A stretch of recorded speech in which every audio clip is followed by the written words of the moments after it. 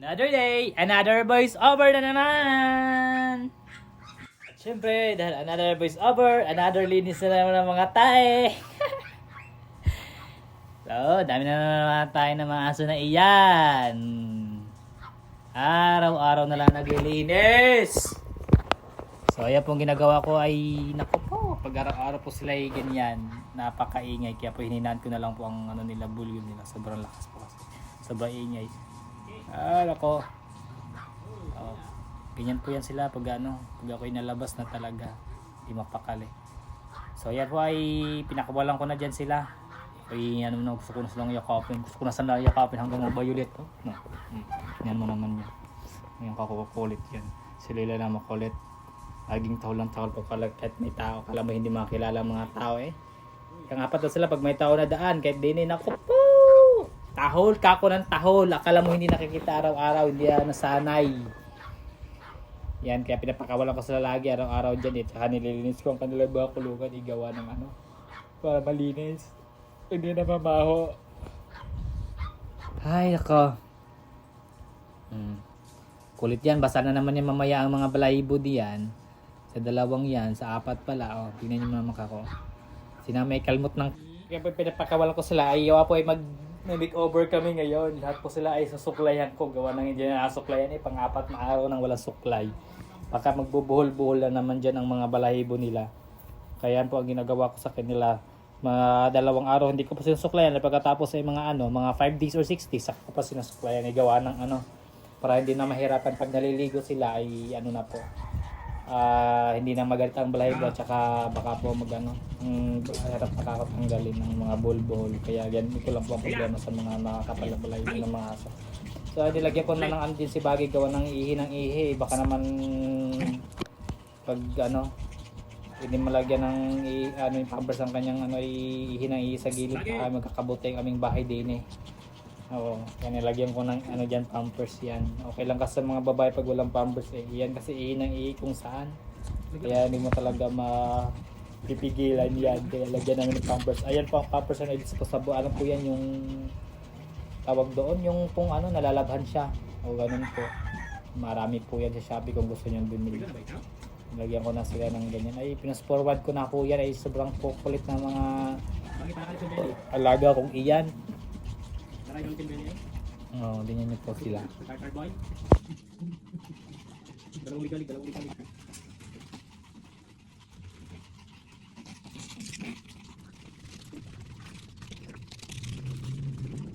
Ang ginagawa ko po dyan ay nagliligpit ng kanilang mga caps. Napunasan ko po ang kanilang mga kulungan kasi marami ng caps. Caps. Kaya po ay para hindi mamaho. Ayan po lagi araw-araw dyan nililinis kasi pag hindi po ng 2 araw hindi nalinis na po ang amoy ang bahay nyo. Ayan po ang technique dyan. Araw-araw nyo po linisan tsaka punasan nyo po. Tsaka suklayin nyo din po ang aking mga alagang dogs.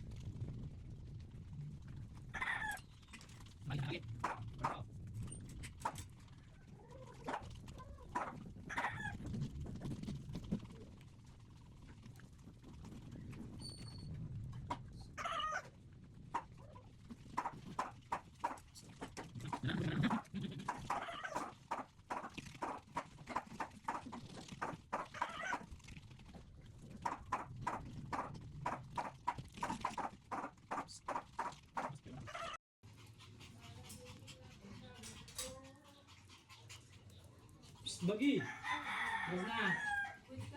Site, pasok, site, pasok. Bagi. Oh, come nami, magsusuklay na tayo para ganda na ng iyong mga buhok. Ayan. Si Nami po ang sinaklayan ko diyan, igawa ng ano niyang sa may leeg niya, sa may batok niya, igawa ng ano maganit, tapos siguro nilagyan ko ng ano ng karaan. Yung pong anti-garapata yung spot on. Yun po. Okay, hindi naman sila gaano, kamot-kamot pag nilagyan mo ng gion, kaya po isa-isa ko lang silang ano sinusuklayan. Yan. So ganyan po talaga yan pag na sobrang kulit niyan pag ano. Hindi pa pakalit pag nasuklay, baka pa siguro ano sila na nasasaktan pag dahan-dahan lang po naman yung ginagawa ko diyan. Hindi lang po yan. Kasi naman na time stop na. Si Chayang ingay mo! Ano, si Baggy. Ako si Baggy, sobrang kapal lang balahibo yan ay gawa po ng ano. Ang hirap suklayan pag gayon. Lalo pag isagligo ba din ang suklayan ako. Kulang pa isang oras mo diyan. Kaya yun, pag kayo meron nasa hanggang suklayan hanggang sa maupaw. Yun.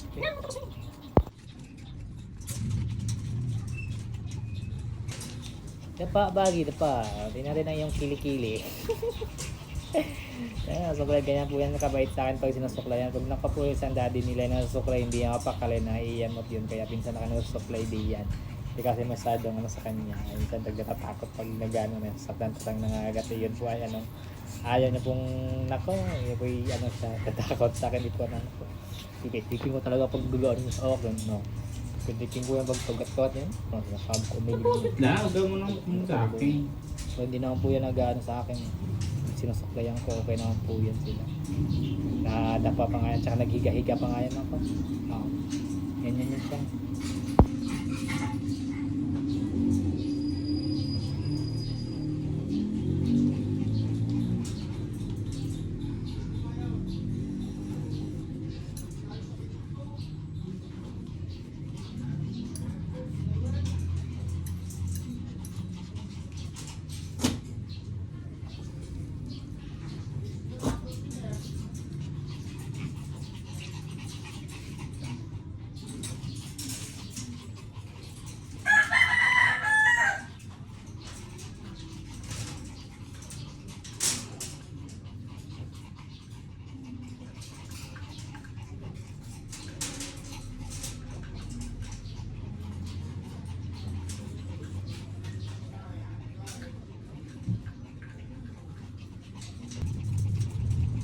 Kita boss!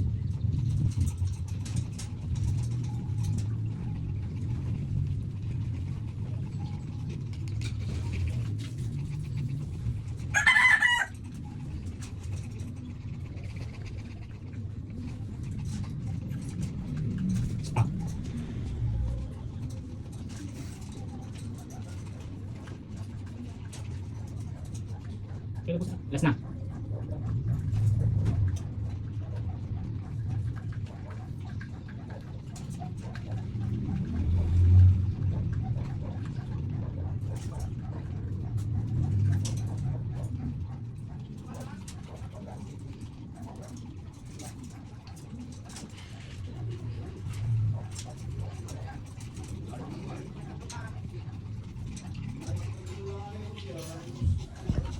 Ha?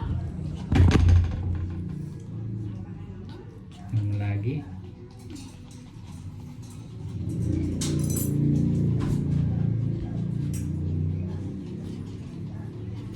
Pumasok na siya, ayos eh. Pumasok ka na pangatapos di yan. Bagi pa. Kiss mo na. Kiss mo sa leeg.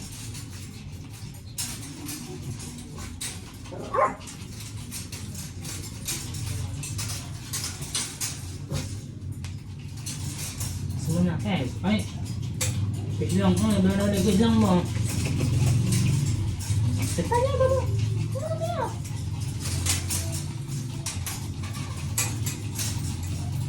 Kes! Ano? Ano? Kes na nga.